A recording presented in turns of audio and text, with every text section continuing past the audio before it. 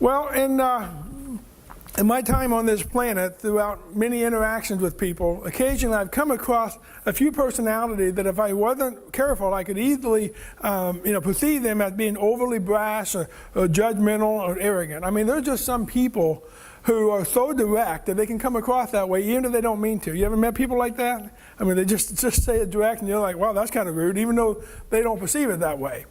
And I realize this might be reading a lot into the text, but as I read through the letter of James that we've been doing for the last 5 or 6 weeks, I can't help but kind of come away with the thought that James might have been one of those people. He gets really direct. He just seemed to me like he would have been an intimidating figure. I mean, especially when you consider the fact that he is the half-brother of Jesus. You know, that's pretty intimidating. But the way he communicates his thought, that at least in writing, also add to that dynamic. Of course, it could have been a little bit like Paul. Paul said that he came across strong in his words, but he was kind of sheepish in person. Some people are like that. Today we call them internet keyboardists, right? They sit in the basement and write the tough thing, but you get them in person, they don't want to say anything.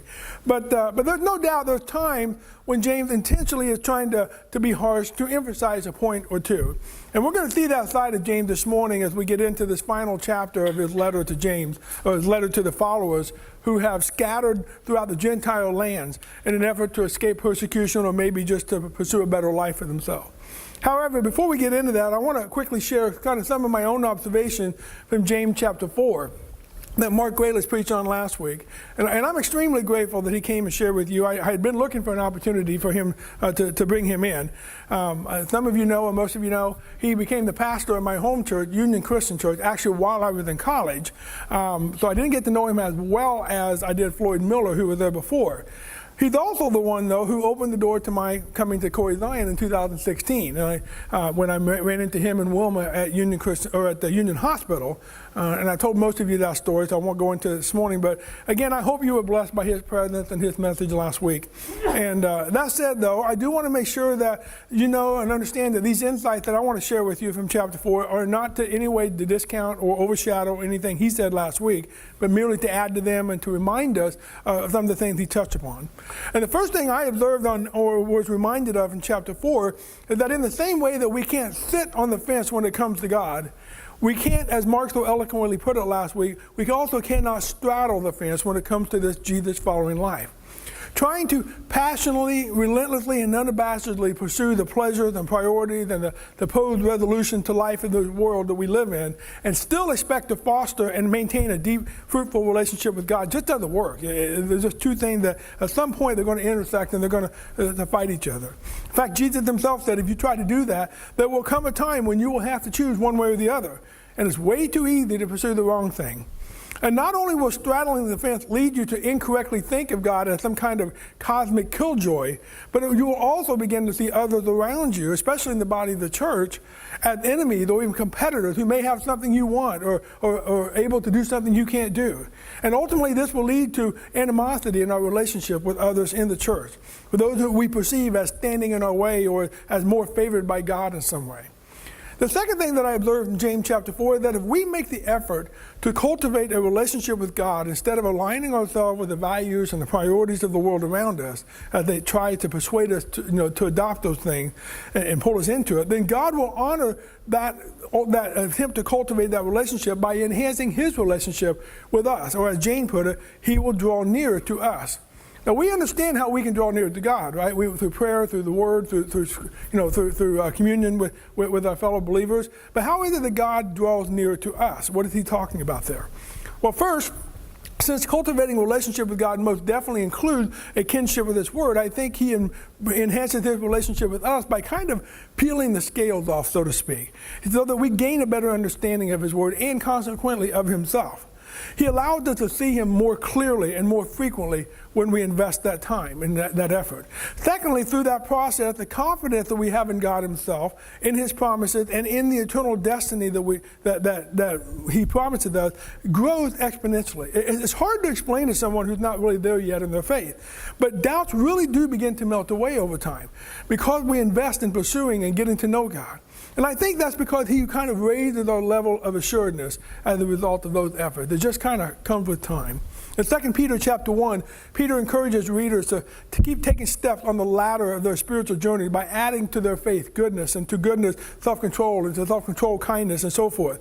And at the end of that list, he sums it up by saying that in doing these things, by adding these things, we are making our calling and our election more sure. And that's another way of saying that our assurance about God and our trust in his way of life becomes more and more certain as we continue investing in our relationship with him. And that's not a result of our efforts as much as it is the result of God instilling that confidence in us as we continue to invest in that. It's because he is drawing near to us. And the third way he draws near to us is through the ministry of the collective body of believers. Through them and through each other, through one another, we experience the hands-on comfort, immeasurable love, and what I call the kaleidoscopic beauty of God. We see him in ways that we've never seen him before in the lives and the hearts and the personalities of other people. And he also, through them, gives us the courage and the motivation and the strength to resist Satan's influence. Another thing I'm reminded of from chapter 4 is that humility is the key that unlocks the grace of God. And not only will he extend his grace and favor to us, but he will ultimately exalt us. Many of you might remember the old TV commercial from Eggo Waffles, one of my favorite waffles of all time. And you might remember this, the tagline, right? Lego my ego. Remember that? Well, in the same way, James says, Lego your ego. Lego your ego. That's what the word for humble means. To set aside our own ego. And in the same way that we can't serve the world and enjoy a full relationship with God, we also can't serve ourselves and maintain that relationship with him as well. We have to let go of our ego. And when we take this road, James said that God will exalt us. He will not necessarily exalt us in a position of power or prestige or money or anything like that, but rather in our perception of life and in our purpose for living it. He will open our eyes to the platform in which we can stand and declare his praises. He delights on giving the humble person opportunities to impact the world for his kingdom in ways that are consistent with our personality. The personality that he created in us. Because the humble person will be able to keep those occasions from becoming about them, or turning it into their own agenda, or making it a prospect for personal gain. That's what humility does. When we do these things, when we passionately pursue God and let go our ego, it will keep us from behaving in ways that dishonor God by the way we treat one another. It will also keep us from leaving God out of the equation when we're talking about making critical plans or decisions in regard to our journey or in regard to our future endeavors.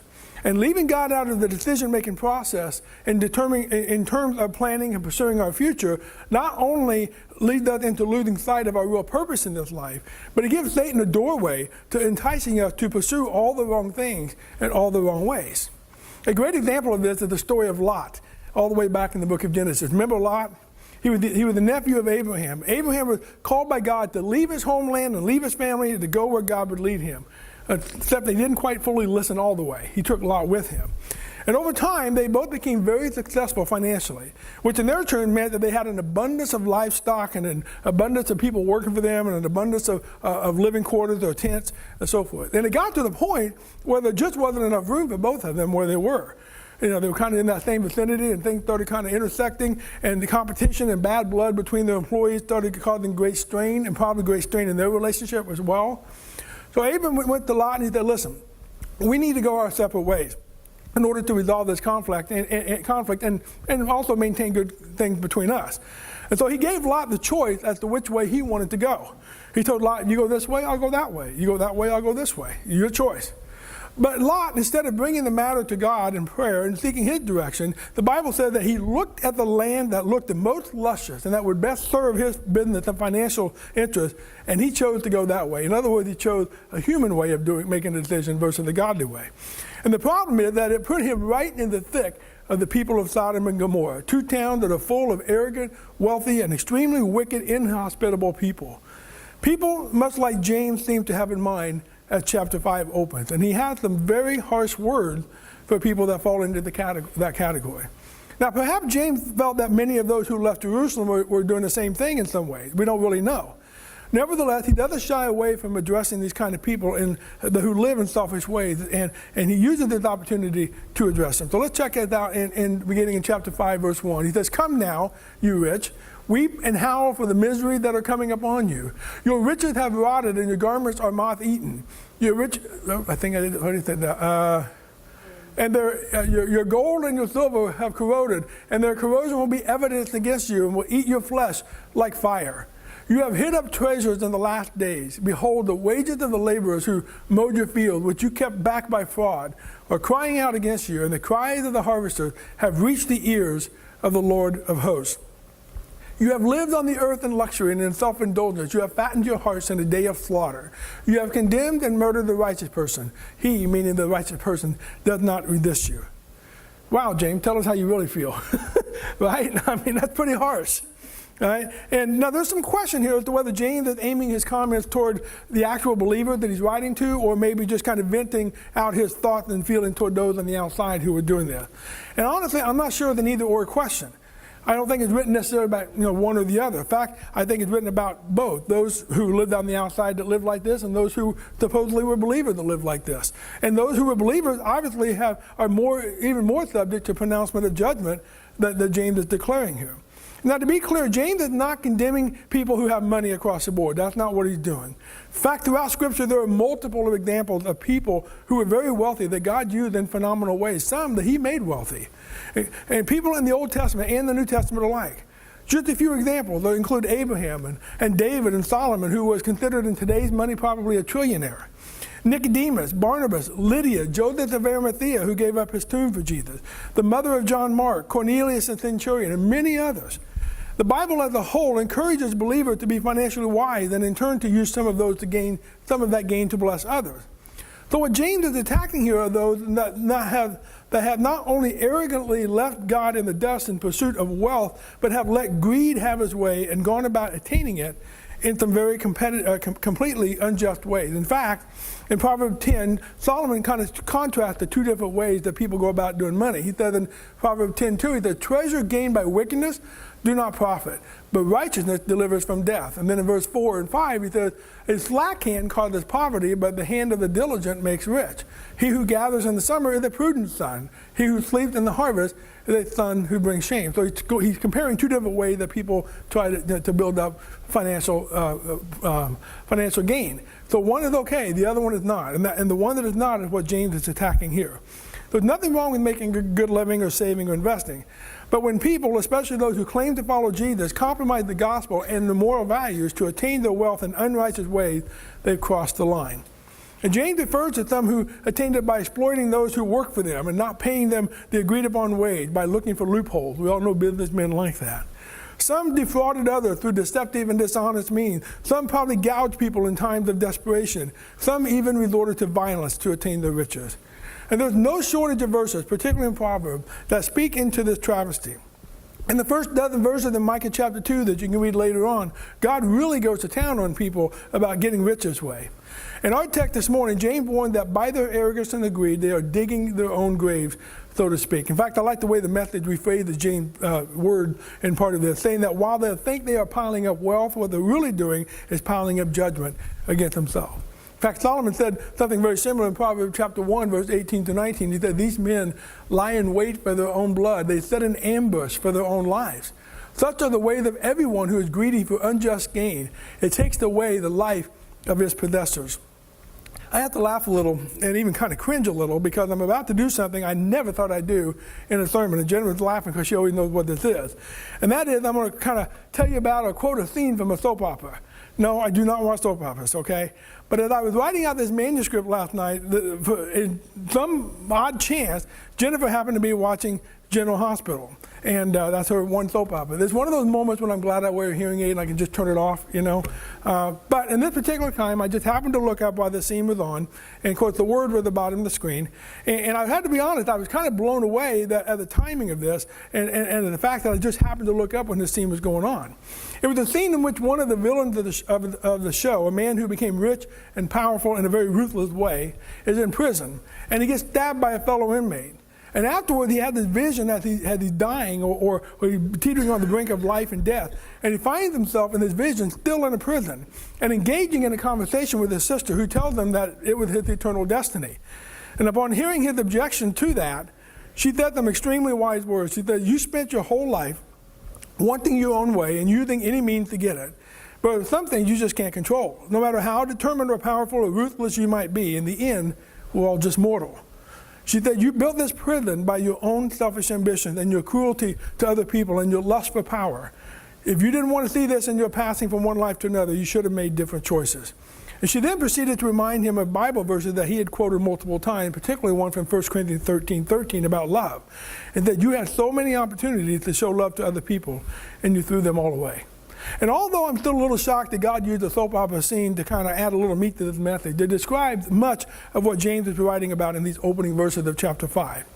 We can't expect to make the choice to pursue wealth in ungodly ways for all the wrong reasons and not wind up in a prison of our own making, neither in this life or in the next.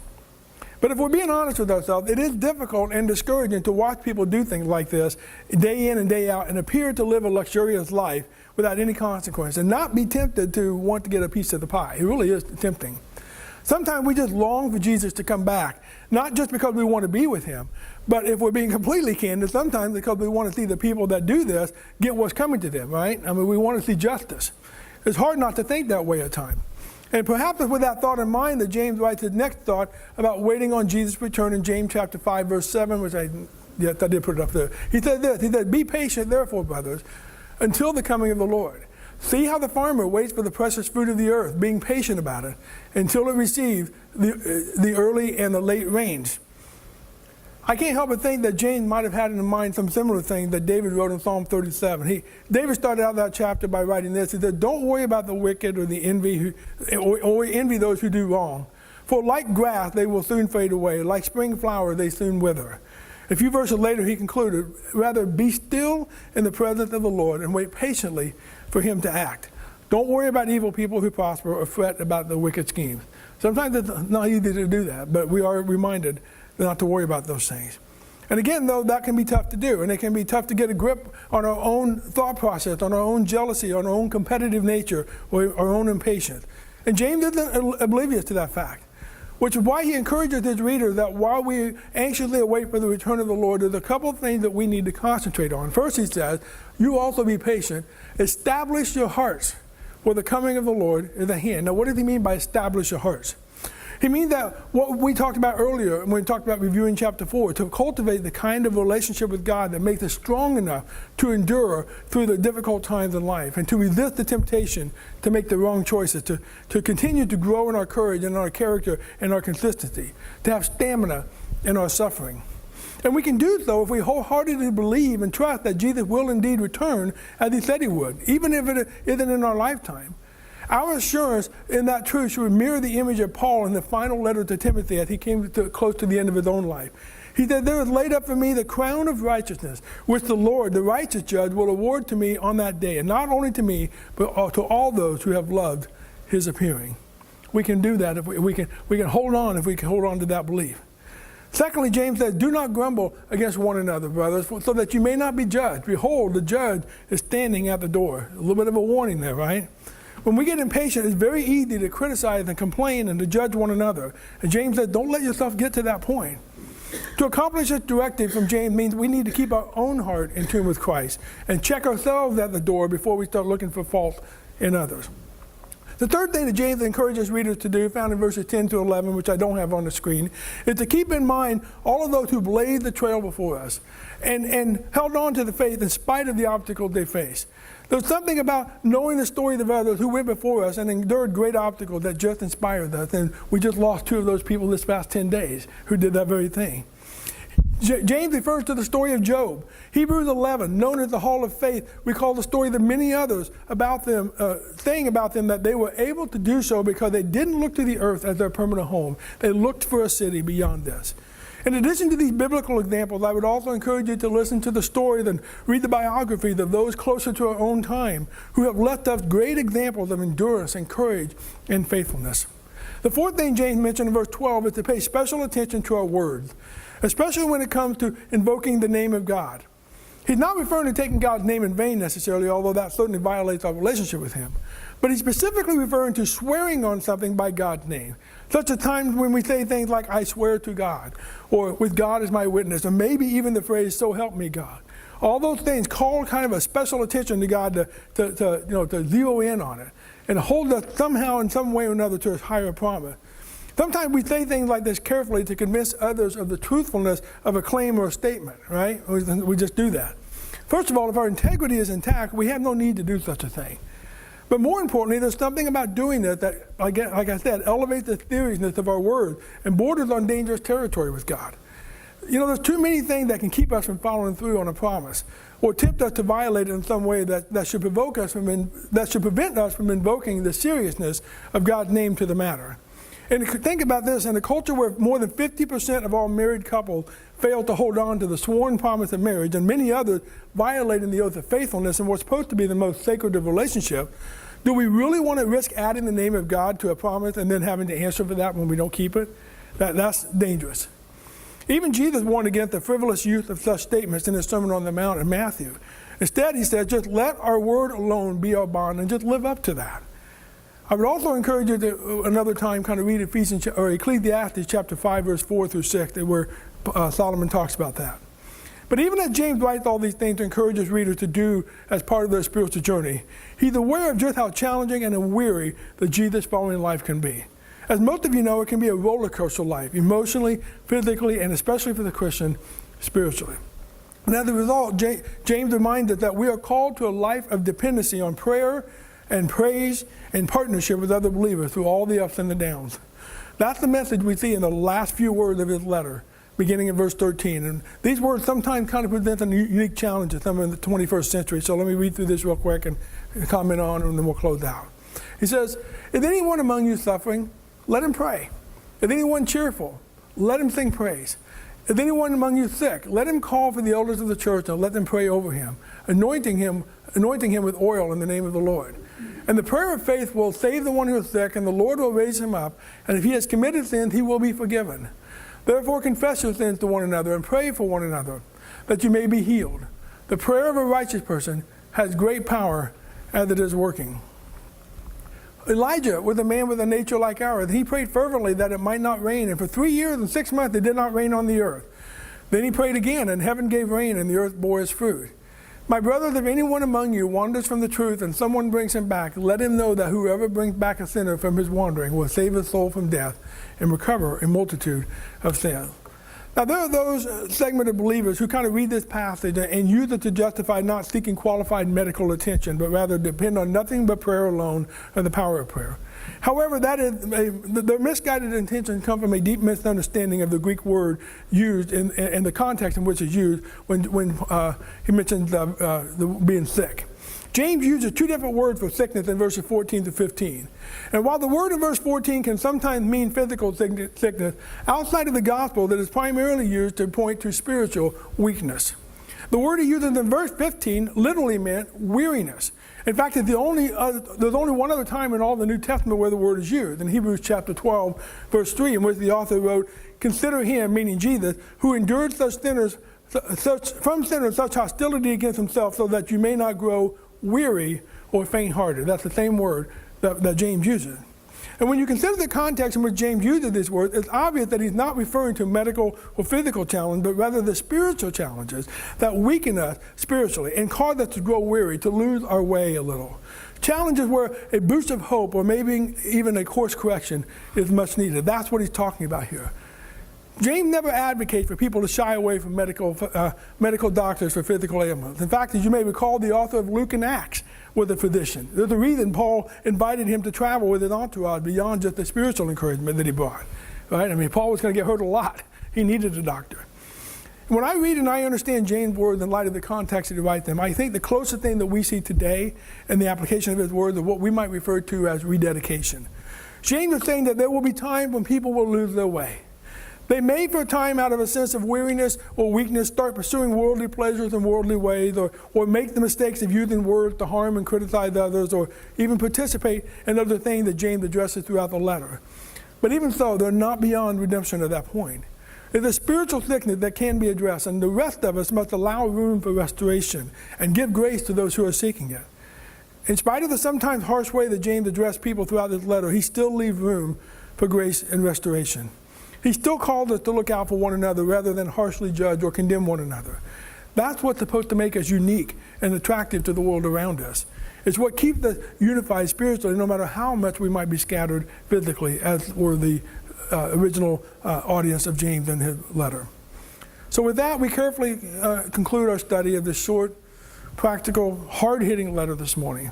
And I hope that you've learned or been reminded of some critical things. I hope that you've been encouraged to look inwardly and upwardly, to reframe your challenges in a different light, that we can consider our suffering as a joyful opportunity, as an opportunity to experience joy, right? We could really use that right now.